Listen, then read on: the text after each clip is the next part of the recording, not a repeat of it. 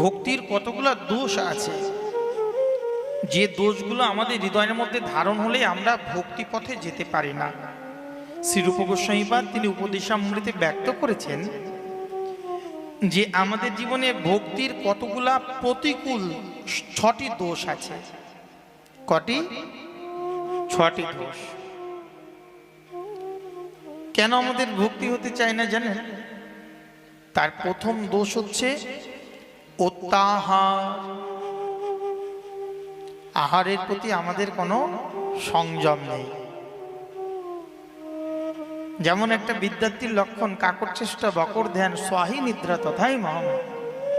কাকের মতন চেষ্টা করতে হবে যে কি করে একটা কাক বাসা বাঁধে, বকের মতন ধ্যান করতে হবে জলের মধ্যে কি করে একেবারে এক পায়ে দাঁড়িয়ে একটা মৎস্য ধরবার জন্য লক্ষ্য ভেদ করে দাঁড়িয়ে থাকে। কুকুরের মতন অল্প নিদ্রা, অল্প আহার, এই সকল যখন লক্ষণ একটা বিদ্যার্থীর মধ্যে হয় তখন কি হয়? তার পড়াশোনা অধ্যয়নটা যথাযথ হয়। আমরা তো এখন সুখে পড়াশোনা করি। ঈশ্বরচন্দ্র বিদ্যাসাগর তিনি তার চুলের কেশটাকে তিনি জানলার সাথে বেঁধে রাখতেন, যাতে ঘুম হলে ওই যখন ধাক্কা লাগবে আবার ঘুমটা ভেঙে গেলে আবার অধ্যয়ন করব। সে যুগে ঈশ্বরচন্দ্র বিদ্যাসাগর ঘুমায়নি, আমরাও ঘুমাই না, কিন্তু আমরা কি করি? আমরা এই যে মোবাইল টিভি টিভি রাত জাগি, আমাদের ঘুম নষ্ট হয়ে গেছে। তাই মজনগণ বললেন যে ভক্তি জগতে সব থেকে বড় যে দোষ অতি আহার, অধিক সংগ্রহ আর সঞ্চয়। দ্বিতীয় দোষ হচ্ছে প্রয়াস, অর্থাৎ প্রয়াস বলতে প্রাকৃত বিষয়ের প্রতি অধিক শ্রম বা চেষ্টা। এই সংসারে যেগুলো আপনার অনিত্য, যেগুলাকে আপনি রেখে ফেলে দিয়ে চলে যেতে হবে, সেগুলোর প্রতি আপনার বেশি আপনার আকাঙ্ক্ষা, সেগুলোর প্রতি আপনার বেশি অভিনিবেশ। ওই বস্তুগুলোই আপনার সব থেকে বেশি মনে লাগে।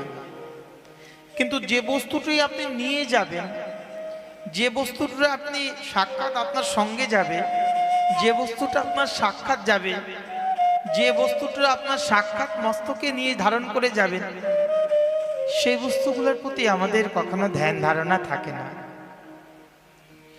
আমরা নিতে চাই না। তারপর বললেন কি? প্রজল্প, বৃথা বাক্য ব্যয়। দেখবেন আমরা দীক্ষিত হয়েছি, কিন্তু 24 ঘন্টার মধ্যে দেখবেন 23 ঘন্টায় আমরা বৃথা বাক্য ব্যয় করি। কৃষ্ণ কথার মধ্যে, কৃষ্ণ গানে, কৃষ্ণ বাণী শ্রবণে, সাধুর সঙ্গে মহৎ কৃপা নিয়ে আমাদের জীবনটা অতিবাহিত করব, আমরা সহজে এটা করতে চাই না, আমাদের মন এটা চায় না। বৈষয়িক ভাবনা সবসময় এর মধ্যে ডুবে থাকতে আমাদের মন চায় বলে এটা ভক্তির 3য় নম্বর দোষ। শ্রীল রূপ গোস্বামীপাদ তার উপদেশামৃত গ্রন্থে বলেছেন যে প্রজল্প 4র্থ দোষ হচ্ছে নিয়মাগ্রহ। নিয়মাগ্রহ কাকে বলে? নিয়মের অধিক আদর এবং অবহেলা ও অপালন। যেটা করার দরকার সেটা করছি না, কিন্তু যেটা আমার করার প্রয়োজন নেই সেটাকে নিয়ে বেশি মাতামাতি করছি। 5 নম্বর দোষটা কি? বললেন যে জনসঙ্গ চ বহির্মুখ লোকের সঙ্গ। একজন কৃষ্ণ ভক্ত তাকে সদা সর্বদা ভক্ত সঙ্গ, ভক্তি সঙ্গ, ভগবৎ সঙ্গ, ভাগবত সঙ্গ আর ভজন। কটা ভ বললাম? 5টা ভ। ভক্ত, ভক্তি, ভজন, ভাগবত আর ভজন। একজন কৃষ্ণ ভক্ত যিনি হবেন তাকে সদা সর্বদা কোনো অভক্ত সঙ্গ করা যাবে না। এমনকি কেউ যদি শাক্ত উপাসনাও করে তাকে শ্রদ্ধা করুন, প্রণাম করুন, কিন্তু তার সাথে যখন মিশতে যাবেন, ভজন সাধনের রস আস্বাদন করতে যাবেন, আপনি মধুর ভক্তির উপাসনা, তিনি শক্তি রসের উপাসনা, দুটা কখনোই এক হবে না। তখন কি হবে? আপনার সাথে তান্ত্রিকদের সাথে কখনো বৈষ্ণবদের একসাথে মিশতে নেই। কেন? তন্ত্র মন্ত্র আর বৈষ্ণব মন্ত্র দুটো এক হয় না। এতে আপনার ভক্তি জীবনের অনর্থ আসতে পারে। আরেকটা কথা বললেন, লৌলম চ, মতের চাঞ্চলতা এবং অব্যবস্থিত চিত্ততা, অর্থাৎ আপনি নিরূপণ করতে পারেন না কোনটা আপনার সঠিক, কোনটা আপনার বেঠিক। আপনার মনে প্রেম সে বলো।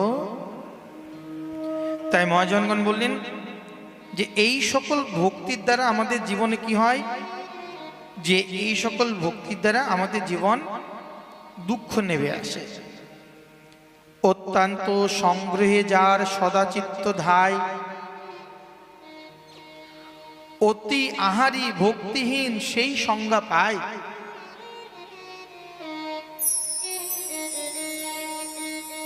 যার জন্য তাকে ভক্তিহীন বলা হয়েছে। প্রাকৃত বস্তুর আশে ভোগে যার মন, এই সংসারে প্রাকৃত বস্তুর প্রতি যার মন, তার কি হয় জানেন তো? তার জীবনে একটা অভিশাপ এসে যায়। সেই অভিশাপটা কি? প্রয়াসী তাহার নাম ভক্তিহীন জন। প্রাকৃত বস্তুর প্রতি যদি আপনার মন থাকে তাহলে আপনার ভক্তিহীন হয়ে যাবে, আপনি ভক্তিকে ধরে রাখতে পারবেন না। শ্রীগুরু পাদপদ্ম যে ভক্তিলতা বীজ আপনাকে ধারণ করেছেন, দীক্ষা নেবার পরও অনেক সময় আমাদের পতন হয়,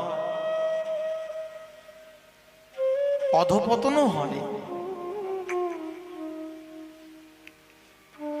দীক্ষা নিলেই যে ভগবত প্রাপ্তি হবে তার নয়। দীক্ষা নিয়েছেন কিন্তু আশ্রয় গ্রহণ করেননি। দীক্ষা শব্দের প্রথম সোপান হচ্ছে আশ্রয়। শ্রীগুরু দেবের চরণে ঐকান্তিকভাবে তার হৃদয় নিজেকে সমর্পণ করা। এই জন্য বললেন, কৃষ্ণ কথা ছাড়ি জিহ্বা আনু কথা কয়ে, প্রজল্পি তাহার নাম বৃথা বাক্য কয়ে, ভজনেতে উদাসীন কর্মেতে প্রবীণ, বহারম্বী সে নিয়মগ্রাহী অতি দিনহীন। ভক্তিপথেগুলো দোষ বললেন। বলেন কৃষ্ণ ভক্ত সঙ্গ বিনা অন্য সঙ্গে রত। খুব মন দিয়ে শুনবেন। দীক্ষা নিয়েছেন কিন্তু সাধু সঙ্গ আপনার জীবনে নাই, কৃষ্ণ ভক্তের সঙ্গ নাই। আরে মোবাইলেও তো সাধু সঙ্গ করা যায়। এই সঙ্গ যদি না হয় তাহলে ভক্তি আপনার হৃদয়ের মধ্যে কি করে আশ্রয় হবে?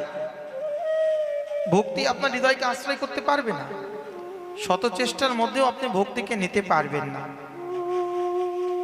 মহাজনগণ বললেন, জনসঙ্গী কুবিষয় বিলাসে বিব্রত। কি বলেছে? জনসঙ্গী কুবিলাস, কুবিষয়ে সঙ্গে রত, নানা স্থানে ভ্রমে যেই নিজ স্বার্থ তরে, লৌলপর ভক্তিহীন সংজ্ঞা দেয় নরে। কথাগুলো বোঝা যাচ্ছে? না বুঝতে পারলে বলবেন, আমি আবার রিপিট করব। যার জন্য বললেন, এই ছয় নহে কভু ভক্তি অধিকারী। এই ছয়জন ভক্তির অধিকারী হতে পারবে না। ভক্তিহীন লক্ষ্যভ্রষ্ট বিষয় সংসারী। লক্ষ্য ভ্রষ্ট হয়ে যাবে, ভক্তি আশ্রয় হবে না। কেন বলেন তো? ভক্তি মানে নিষ্ঠা, নিষ্ঠা মানে প্রেম, প্রেম মানে রতি।